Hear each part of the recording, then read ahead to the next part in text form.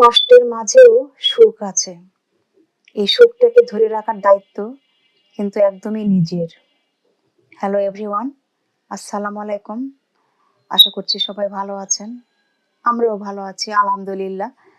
আমি জুবাইদাস ব্লগিং এর জুবাইদা। সবাইকে ওয়েলকাম করছি নতুন আরো একটি ব্লগ ভিডিও দেখার জন্য। আশা করছি বরাবরের মতো আজকের এই ব্লগ ভিডিওটা ভালো লাগবে। ভালো লাগলে ভালোবাসা দিয়ে সাথে থেকে যাবেন। আজকে সকালে ঘুম থেকে উঠে দেখলাম যে গাছে পানি দেওয়াটা খুবই জরুরি। তো পানি নিয়ে চলে এসেছি মগে করে। এখন পানি দিচ্ছি গাছে। আর গাছে পানি দিলে কেমন যেন মনের মধ্যে একটা শান্তি অনুভব করি যে গাছগুলো পানি পেয়েছে। এখন খুব সুন্দরভাবে তারা আহ, আস্তে আস্তে ফুল দিবে, সামনে মানে বড় হবে, আরো ভালো লাগে। আর মাটিটা কেমন যখন শুকনা থাকে তখন আসলে দেখতেও ভালো লাগে না, মনে হয় গাছগুলো অনেক কষ্ট পাচ্ছে, ঠিক আমার মতো। তো গাছে পানি দিলাম, দেওয়ার পরে প্রকৃতিটা দেখলাম। সকালে যে মিষ্টি মিষ্টি রোদ এত ভালো লাগে গায়ে লাগলে। একটা অন্যরকম মানে শীতের যে একটা আমেজ, এটা বোঝা যায়। মানে বেশ কিছুক্ষণ যদি একটু বারান্দায় বসে থাকতে পারতাম তাহলে ভালো লাগতো। তো সেটা তো আর সকালে সম্ভব হয় না। আর সকালের রোদটা তো অনেক উপকার, কিন্তু সকালে প্রচুর কাজ থাকে। যে বারান্দায় একটু বসবো সে সময়টা আসলে কখনো করে নিতে পারি না। তো যদি কখনো করতে পারি তাহলে অবশ্যই আপনাদের সাথে শেয়ার করব। তো মায়ের সোনা তো কোচিং এ চলে গিয়েছে, আর মাহির আব্বুকেও নাস্তা বানিয়ে দিয়েছি, নাস্তা খেয়ে অফিসে চলে গিয়েছে। কিন্তু আমার এখনো নাস্তা করা হয়নি, এখন আমি আমার নাস্তাটা তৈরি করে নিচ্ছি। কিন্তু নাস্তা করার আগে আজকে চুলায় রান্না বসিয়ে দিয়েছি। আজকে চিংড়ি ভুনা করব, খুব সিম্পল রান্না। তো চিংড়ি ভুনাটা বসিয়ে দিয়েছি, দিয়ে এখন আমি নাস্তাটা রেডি করে নিলাম। এখন আমি নাস্তা করব। তো চিংড়ি ভুনাটা আসলে অনেক সুন্দর হয়, মানে খুবই মজার হয় খেতে। তো আমার ছেলে খুব পছন্দ করে, আমার হাজব্যান্ডও খুব পছন্দ করে। তো চিংড়ির মধ্যে আমি তেমন কিছু দিই না, মানে অন্য তরকারি কিছু দিই না আর কি। শুধু পেঁয়াজ, আদা রসুন পেস্ট আর বাকি যে মশলাগুলো লাগে সেগুলো দিই, দিয়ে জাস্ট ভুনা করি। আমার ছেলেও বলে যে মা চিংড়ি ভুনাটা এত ভালো হয় যে এর সাথে আর কোনো কিছু প্রয়োজন নেই।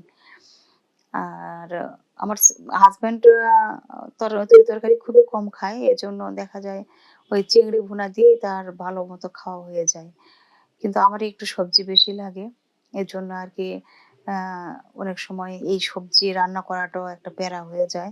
নিজের জন্য আসলে তেমন কিছু করতে ইচ্ছে করে না। আম, পরিবারের সবাই যদি একই রকম খাবার খায় তখন সেটা আসলে মনোযোগ সহকারে করি, করতেও ভালো লাগে। নিজের জন্য একা একা আসলে তেমন কোনো কিছু করতে ভালো লাগে না। তো চিংড়ি ভুনাটা হয়ে গিয়েছে, তো আমি এখানে একটা সার্ভিং ডিশে সার্ভ করে নিচ্ছি। তো দেখেন কত সুন্দর হয়েছে, অনেক লোভনীয় হয়েছে। মানে তরকারির রান্নাটা যদি ভালো হয়, দেখতেও যদি ভালো হয়, তাহলে কিন্তু ১ প্লেট ভাত এই তরকারিটা দিয়েই কিন্তু খাওয়া হয়ে যায়। আর বিভিন্ন রকমের তরকারির কিন্তু তেমন প্রয়োজন হয় না। তো আজকে অনেক কাজ আছে আমার। আমি কিছু ক্লিনিং এর কাজ করব। তো এই কার্পেটটা আসলে পরিষ্কার না করলেই চলছিল না। আ ভাবছিলাম যে লন্ড্রিতে দিয়ে আসবো অনেকদিন থেকেই। তো ভাবতে ভাবতে মনে হলো যে সবাই দেখি যে নিজের কাজ নিজেই করে। তো আমার মনে হলো যে দেখি আমি পারি কিনা। এজন্য আমি আজকে নিজের কাজ নিজে করার চেষ্টা করছি। আমার বাসাটা অনেক ছোট, সেহেতু ওয়াশরুমটাও তো একটু ছোট হওয়াটাই স্বাভাবিক। তারপরেও এখানেই আমি করে নিলাম। কার্পেটটা আগে সুন্দর করে ধুয়ে নিয়েছি, নেওয়ার পরে মগের মধ্যে একটু ডিটারজেন্ট দিয়ে গুলিয়ে তারপরে ব্রাশ দিয়ে ডলে পরিষ্কার করেছি। তারপরে ঝর্ণাতে পরিষ্কার করার চেষ্টা করলাম। ঝর্ণাতে পরিষ্কার করাটা একটু অসুবিধা হচ্ছে, এজন্য কল ছেড়ে ভালোভাবে পরিষ্কার করে নিয়েছি। আর এটা তো আসলে প্রচুর পরিমাণে পানি ঝরবে। তো ওয়াশরুমে তো আমার আরো কাজ আছে। এজন্য আমি ওয়াশরুমের এক সাইডে তো আর রেখে দিতে পারলাম না। তো ওটা আমি একটা বালতির মধ্যে রেখে দিয়েছি যাতে পানিটা বেশ কিছুক্ষণ ঝরে যায়। আর তারপরে তারে শুকাতে দিয়েছি। তারে শুকাতে দিতে যে আমার এত পরিমাণে কষ্ট হয়েছে, তা বলার মতো না। মানে কোনো কিছু দিয়েই কোনোভাবেই মানে আমি এ এক পাশ থেকে আরেক পাশে ফেলতে পারছি না। খুব কষ্ট হয়েছিল। তো যাই হোক, অবশেষে আমি সফল হয়েছি। আর এই যে পানি পড়ছে বারান্দায়।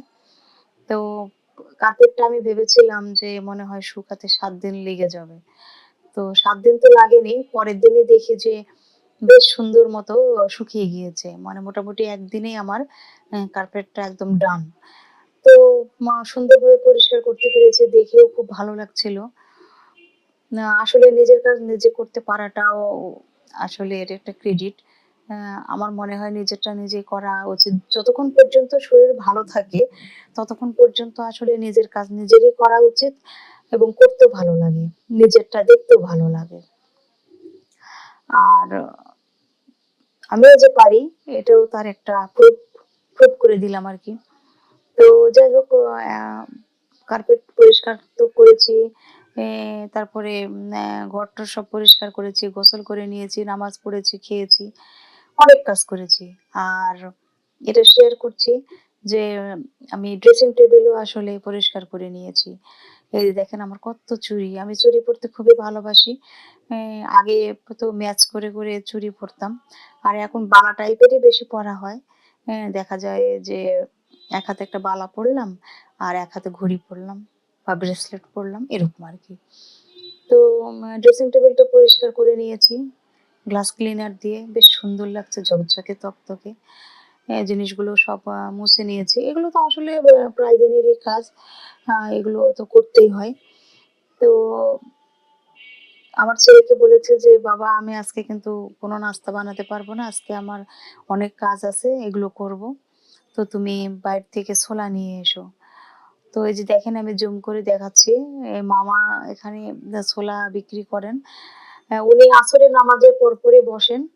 তারপরে একদম ১১টা ১১:৩০ পর্যন্ত, রাত ১১টা ১১:৩০ পর্যন্ত উনি এই এই ছোলা বিক্রি করেন। মানুষ এত পরিমাণে যে ছোলা খায় আর উনার হাতের ছোলাটা খুবই মজার, খুবই টেস্টি। তো ছেলেকে বলেছি যে, তুমি ছোলা নিয়ে এসো।"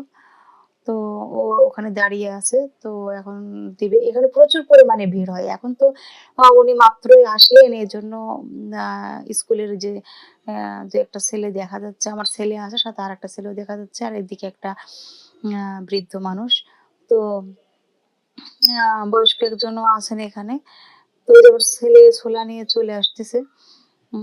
তো আমি এই কাজটা প্রায় করে থাকি। যেদিন আমার শরীরটা একদমই ভালো লাগে না, সেদিন বলি যে, "বাবা ছোলা নিয়ে এসো, মুড়ি দিয়ে মাখিয়ে দিব, তুমি খেয়ে নিবা।"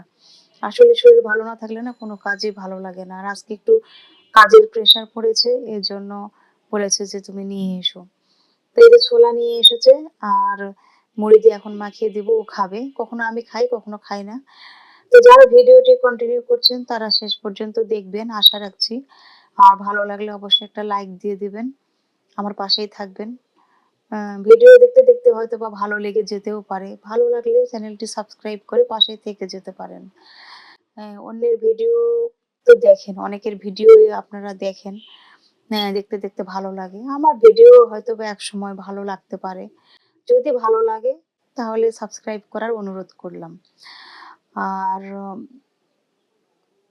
এই যে ছোলা বানানো হয়ে গিয়েছে, এখন ছেলেকে দেব। ছেলে এখন নাস্তা করে নিবে। তো আজ এই পর্যন্তই। সবাই ভালো থাকবেন। আমাদের জন্য দোয়া করবেন। আপনাদের জন্য দোয়া শুভকামনা।